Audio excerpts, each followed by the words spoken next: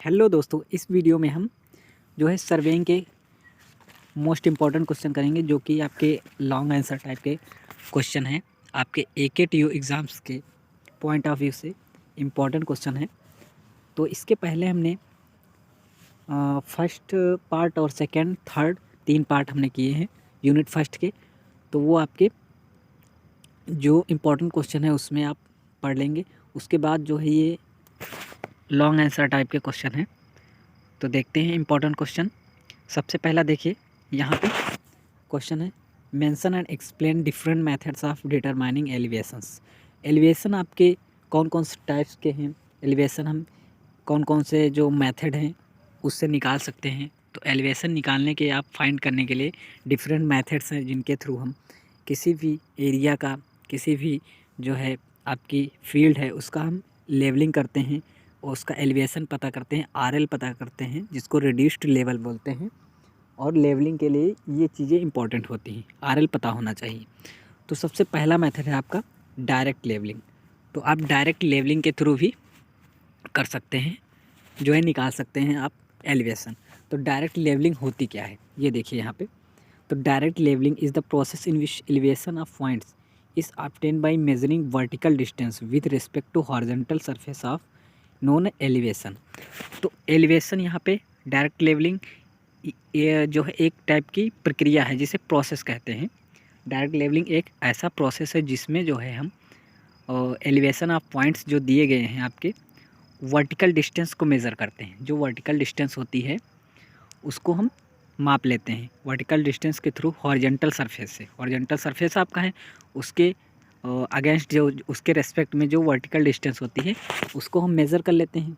तो उसके थ्रू जो हमें मिलता है उसे RL बोलते हैं या एलिवेशन बोल सकते हैं, रिड्यूस्ड लेवल। तो वो एलिवेशन हम ये जो हमें मिलता है उसको बोलते हैं elevation. Okay, is known as elevation. It is called split levelling.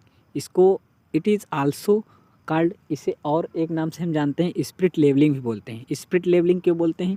क्योंकि इसमें एक बबल टाइप का रहता है, उससे हम लेवलिंग करते हैं। तो स्प्लिट उसमें भरा रहता है, इस वजह से स्प्लिट लेवलिंग भी इसको बोलते हैं। ओके, फिर आगे देखते हैं हम। सेकंड है आपका, यहाँ पे देख सकते हैं आप, सेकंड मेथड आपका जो है वो है इनडायरेक्ट लेवलिंग। तो इनडायरेक्ट लेवलिंग क्या होती है? इसमें क्या होता है?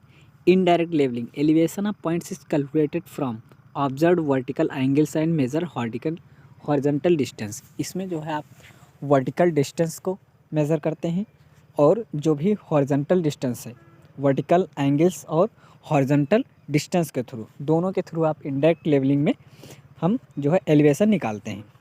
इसमें आपको दोनों की ज़रूरत पड़ती है। जो भी पॉइंट दिए गए हैं वो कैलकुलेट करते हैं एक वर्टिकल एंगल्स के थ्रू और हॉरिजॉन्टल डिस्टेंस लेके। फिर indirect levelling carried out with the help of theodolite और टाइकोमीटर। तो इसमें जो टाइकोमीटर होता है, इंस्ट्रूमेंट है, टाइकोमीटर या फिर थियोडोलाइट का यूज़ करते हैं। ये इंस्ट्रूमेंट होते हैं आपके इनडायरेक्ट लेवलिंग करने के लिए। ओके, फिर थर्ड पॉइंट है, surveying with a tachometer is an optical method. जो ये टाइकोमीटर होता है एक ऑप्टिकल मेथड होता है, in which horizontal and vertical distance are calculated from observed readings and its modified form of trigonometric levelling. ये जो है मॉडिफाइड मेथड है किसका? ट्रिग्नोमेट्रिक लेवलिंग का ही एक मॉडिफाई करके बनाया गया मेथड है, जिसको टाइकोमीटर मेथड भी बोल सकते हैं या फिर ऑप्टिकल मेथड भी बोलते हैं। जो इसमें इंस्ट्रूमेंट यूज किया जाता है वो होता है टाइकोमीटर। ओके, इसमें आप हॉरिजॉन्टल एंड वर्टिकल डिस्टेंस दोनों मेज़र करते हैं। उसके थ्रू आप जो है ऑब्जर्व रीडिंग जो प्राप्त होगी आपको वहाँ से मिलेगी हॉरिजॉन्टल और वर्टिकल डिस्टेंस, उसके थ्रू हम एलिवेशन पता करते हैं इनडायरेक्ट लेवलिंग में। ओके, उसके बाद आता है आपका बैरोमीटर लेवलिंग। तो बैरोमीटर लेवलिंग में क्या होता है? बैरोमीटर लेवलिंग में होता है मेनली कि जो बैरोमीटर लेवलिंग होता है is based on fact atmospheric pressure is inversely proportional to elevation. तो जो आपका एटमॉस्फेरिक प्रेशर होगा वो क्या रहता है? Inversely proportional. इन्वर्सली मतलब 1/, मतलब इन्वर्स में रहेगा, प्रोपोर्शनल टू एलिवेशन। ये एलिवेशन के इन्वर्सली प्रोपोर्शनल रहता है। इसका मतलब ये है कि एटमॉस्फेरिक प्रेशर अगर ज़्यादा है तो आपका एलिवेशन कम रहेगा, और एटमॉस्फेरिक प्रेशर अगर ज़्यादा कम हो रहा है तो एलिवेशन ज़्यादा आएगा। अपोजिट दोनों होते हैं। ओके, बैरोमेट्रिक लेवलिंग इसी जो है लेवलिंग बेस्ड है, इसी फैक्ट पे ये बेस्ड है बैरोमेट्रिक लेवलिंग। ओके, आगे देखते हैं इसके जो इम्पोर्टेंट पॉइंट हैं वो देख लेते हैं इसमें। फिर देखिए यहाँ पे आगे पॉइंट दिया है, it is not accurate method. ये जो है एकदम एक्यूरेट मेथड नहीं है, एक्यूरेसी कम देता है। Because atmospheric pressure is also affected by weather condition besides elevation. ये जो है एटमॉस्फेरिक प्रेशर जो है आपकी कंडीशन। तो दोस्तों यहाँ पे ये पॉइंट हम देख रहे थे, it is not accurate method, ये एक्यूरेट मेथड नहीं है।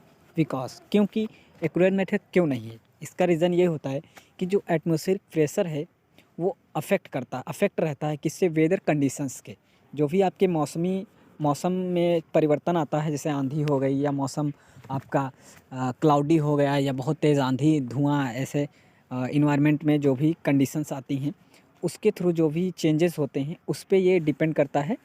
तो आपका इसीलिए एक्यूरेट मेथड नहीं था, एलिवेशन आपके एक्यूरेट नहीं मिलते हैं वहाँ से। फिर देखिए 2 types of barometers are used. जो इसमें बैरोमेट्रिक लेवलिंग में आपके बैरोमीटर्स यूज होते हैं वो 2 टाइप्स के होते हैं। नंबर 1 देखिए मरकरी बैरोमीटर, एक तो मरकरी उसमें भरा रहता है। ओके, एनोरॉइड बैरोमीटर, 2 टाइप के बैरोमीटर होते हैं। आपके टाइप्स ऑफ बैरोमीटर भी पूछा जा सकता है कि एनोरॉइड बैरोमीटर क्या होता है, तो आप उसमें लिख देंगे कि एनोरॉइड जो बैरोमीटर होता है वो बैरोमेट्रिक लेवलिंग में यूज़ होता है, और मरकरी बैरोमीटर होता है। फिर देखिए mercury barometer uses mercury for measurement of atmospheric pressure and therefore bulky to transport.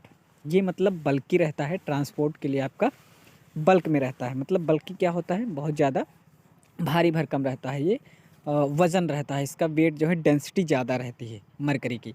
इसी वजह से इसको हम यूज करते हैं मेज़रमेंट में, एटमॉस्फेरिक प्रेशर के मेज़रमेंट में यूज करते हैं मरकरी को, तो उसे मरकरी बैरोमीटर बोलते हैं। फिर एनोरॉइड बैरोमीटर जो है ये ड्राई होता है, ड्राई एंड कम्पैक्ट इंस्ट्रूमेंट। ये ड्राई और कम्पैक्ट इंस्ट्रूमेंट है। It is portable therefore convenient to use. ये पोर्टेबल है, मतलब थोड़ा जो है रख रखाव में आसानी रहती है, इसको यूज करने में आसानी से हम ले जाया जा सकता है इसको। ये बल्कि टाइप का नहीं रहता है। ओके, फिर आगे देख लेते हैं हम। देखिए उसके बाद जो आपका एक पॉइंट और है, एनोरॉइड बैरोमीटर ड्राई, ये तो हो गया। उसके बाद जो टाइप्स है आपका लेवलिंग का, वो एक टाइप आपका और देख लेते हैं, एक बच रहा है लास्ट में, ये आपका है हैप्सोमेट्री। हैप्सोमेट्री क्या होता है, ये कंपटीशन में भी आपका आ जाता है कभी कभी question. Hypsometry it used in, hypsometry होता क्या है ये देखिए यहाँ पे।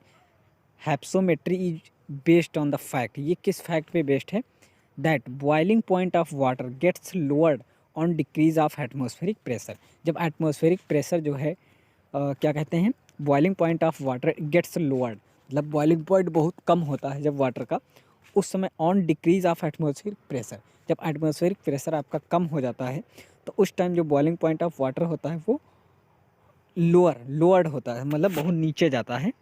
इस वजह से यहाँ पे हम इसके थ्रू भी देख लेते हैं एलिवेशन को। Okay, hypsometry is used for fact that, इसी फैक्ट पे ये यूज होता है। Boiling point of water gets lowered on decrease of atmospheric pressure. तो एटमॉस्फेरिक प्रेशर जब डिक्रीज करेगा तो जो बॉइलिंग पॉइंट है वाटर का कम हो जाएगा। तो इससे हम पता करते हैं एलिवेशन, इसको भी कभी कभी यूज में ले लेते हैं। तो ये आप